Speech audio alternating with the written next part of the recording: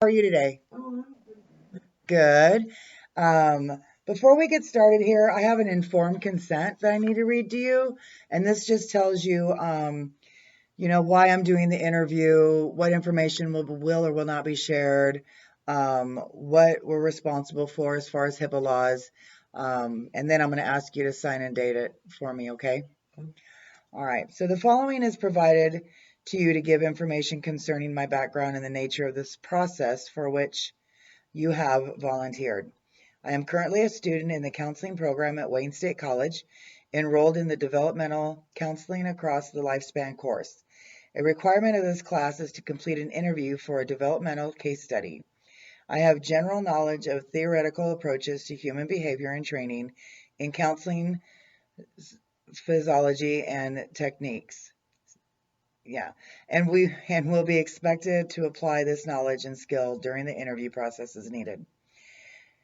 Your and your child's volunteer experience will be defined by this single interview, allowing me to complete a case conceptualization and share this disidentified information in the context of my course.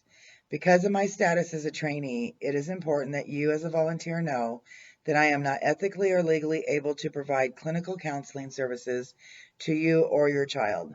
I am participating in a learning process with you and your child as volunteers.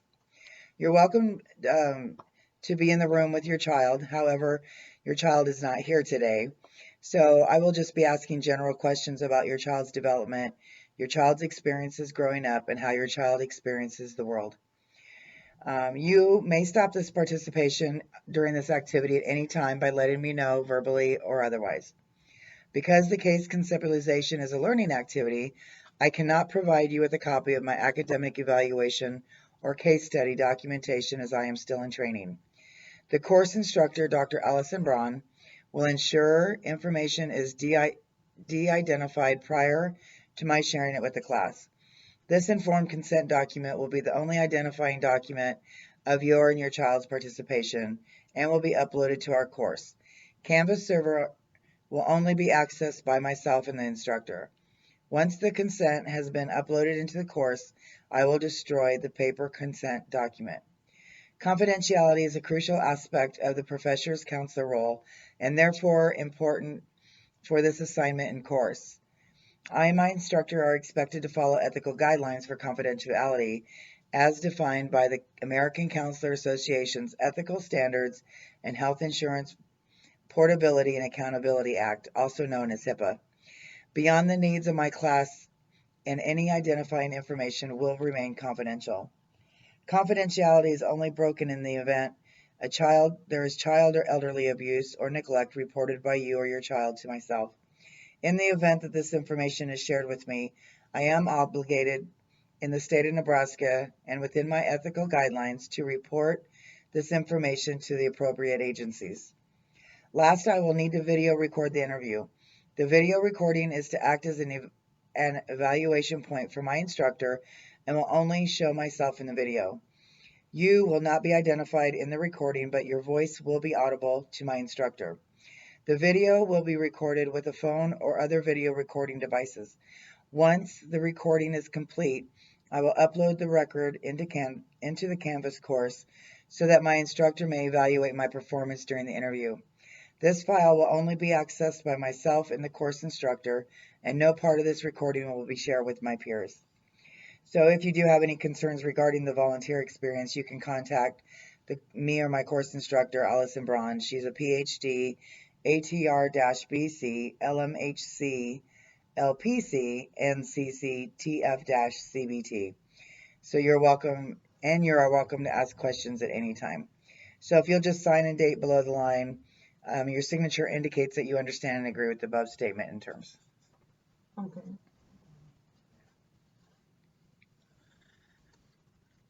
Thank you very much. So, Deb, tell me why you come in today to see me. First of all, who gave you a referral to come see me? Okay. And why did you choose to come see me? Well,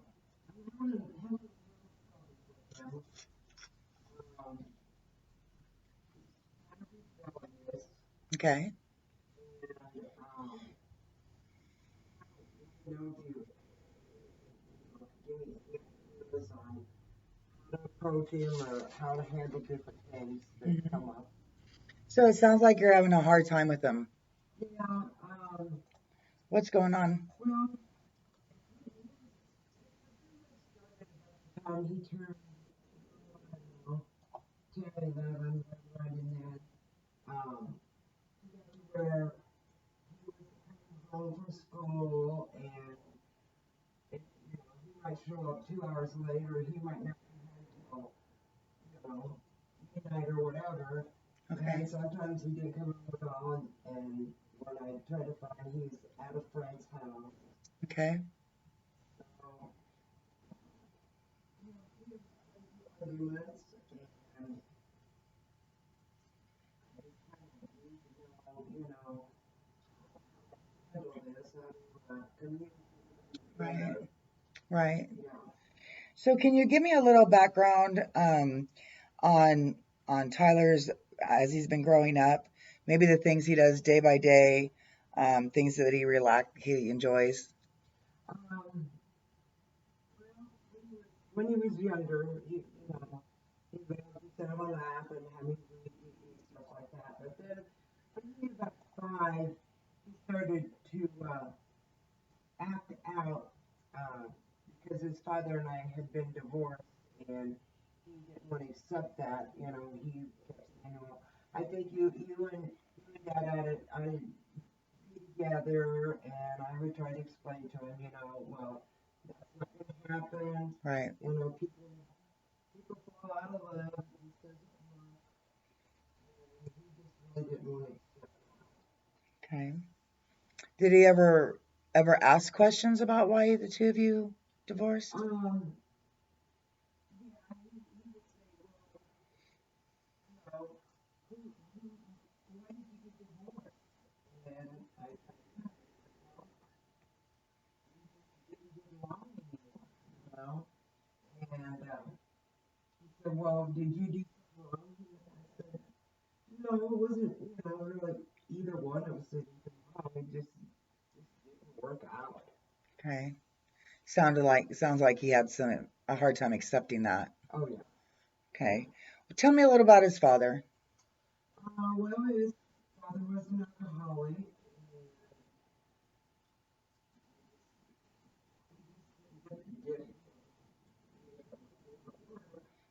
Um, I think a lot of issues with Joshua was that when he got a little older, his dad wasn't around as much, Hmm.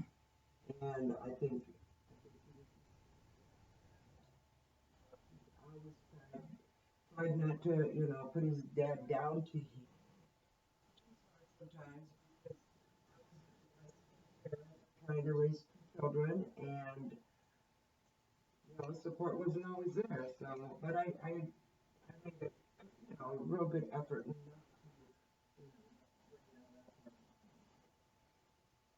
Were him and his sisters close? He has a half sister. When they were little, when he was little, they were pretty close. He was like a stepmom to him. Hmm. And as they got older, and he started rebelling and stuff like that, they kind of grew apart because I guess he thought she was the perfect child and he wasn't. Yeah. And so yeah, I think there was resentment there and probably some jealousy. Okay. Can you tell me about any medications he's been on? Any medical Um, needs that he has? well, I did have him diagnosed, and he was diagnosed Hmm. and they put him on a little treatment, which he took for about 3 days, and then he said, "No, I'm not taking it. I don't like the way I feel on it." And take it. Okay. So, Um, so are there any other medical needs that he has? no, Okay. and other than that, it's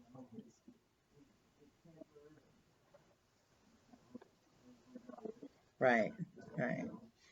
so, Did you have a normal birth or was there any complications when he was born? He was, Was he? yeah. Do you think that had any effect? Only effect that I've seen is he walks on his toes. And I know when he was a brand new baby, I had to work with him to bring his legs down. His legs are up like, by the bottom. Yeah. So I had to work with him to get his legs to come down. And he does walk on his toes, but Right. doesn't seem to slow down any. Right. So, Tyler grew up in a single parent home, correct? Yes. Okay. Were there any concerns for any mental illnesses or health concerns in your family? None that I know of in my family. Okay. And what kind of friendships does he have in his life? Oh, he has one really good cousin. I don't know of a lot of friends. Mm-hmm. I mean, he has girlfriends, girls that are friends, not Right. but he gets along fine with them. Mm-hmm. I'd say his best friend is he calls him his cousin, which is not. He's like one of my very best friends' sons. He's about to, 2 years apart. So I would say that's probably his best friend. Okay. The family dynamics, how did you guys all get along? It sounds like you and him got along well for the most part. Yeah, we did. He definitely didn't like to be told no, So I'd get a lot of flack sometimes. No, he's not going to do this or not going to do that. He gets angry. He raises his voice and stuff, but he's always been the kind that after a little bit he comes Oh, and calls around me, good, so.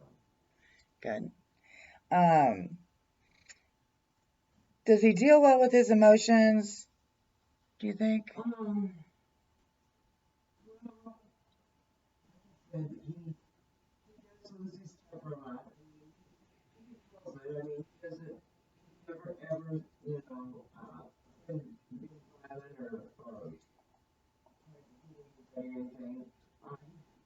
He was at the habit of slamming his bedroom door until I took it off the hinges. Oh, how'd that go over? He slamming his door, and I says, I'll give you a moment of chance, and we put the door back on, and he didn't slam the door anymore. Well, that's good. Yeah, he didn't like the blanket. It's kind of hard to slam a blanket. Right. What are the coping skills you think he used to deal with? It sounds like he's very frustrated growing up because his dad left, and then he sounds like he is angry at you because the dad left. Um, Are there any actions or any out of the normal characteristics showing? well, what I have noticed lately, I'm pretty sure that he's definitely experimenting with marijuana, Oh, and he'll come home and his eyes are okay. I'll say, "How's your eyes?" Nothing, nothing, just tired. I said, "Oh, okay." But I'm pretty sure he knows I'm not that gullible. So, Right. but I think maybe he falls to that. Have you had the conversation with him about drugs and alcohol and Oh yeah.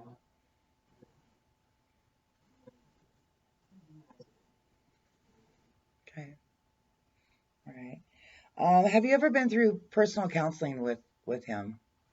Um, no, not really. Just even talk to his counselor. Okay. All right. Um, just a few more things. What are some of the defining moments from childhood that you believe have helped shape him so far in life? I would say probably from him being young, he was very young when he was really young, and sitting down and talking to him, you know, trying trying to explain why he can't do something, and I asked his viewpoints on a lot of things, so that helps it, but Okay. Can you tell me some strengths that you think that Tyler has? um, intelligence is he's a very smart boy. Um, he can be very loving. He really can be. And he can be real conniving too. I don't know if that's a strength or not, but he has a good heart. He does have a good heart. His biggest problem is his anger. Other than that, I mean, he's not really bad. He's not a bad boy, but he cares. Okay. You said he was intelligent. Does he get good grades in school? He pulls like C's. I know A's and B's. Mm-hmm. Like I think he's bored. I don't think he's challenged enough. So Okay. he gets bored and does what he has to do. Doesn't Okay. What do you think some of his limitations are?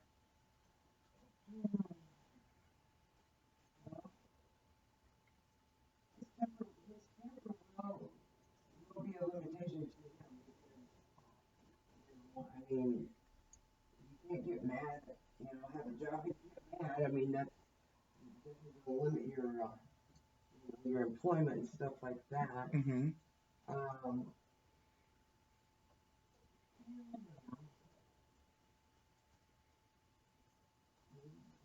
I guess the right woman that'll put up with him when you tell her. Right. Do you think if he is smoking marijuana that that might be a limitation for him? Um, definitely could be. Calmer. He doesn't get angry as fast, but Mhm. when he comes home like that. But yeah, I think it could really limit him to what he Okay. So I do have a question. Does he get along good with other males, other men in his life? um Any boys better than women or worse than? um as far as older males, he gets along with them okay. When participate take time to do things or be with me, I mean, it's okay. Okay. All right. So is his father interacting in his life today? I mean, Um, better. he's better. Good. I mean, I have talked to him, uh,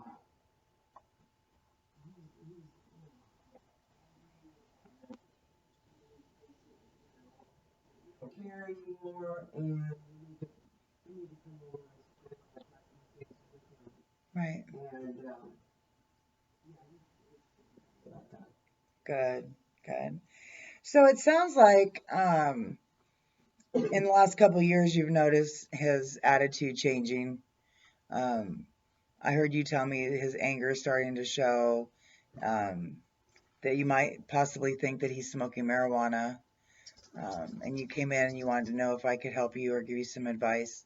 Um, I would like to see you again so we can elaborate further on maybe some behavioral changes that we can make for him. Maybe the next time you can bring Tyler with you so Tyler can sit in. Do you think he'd be willing to come and sit in?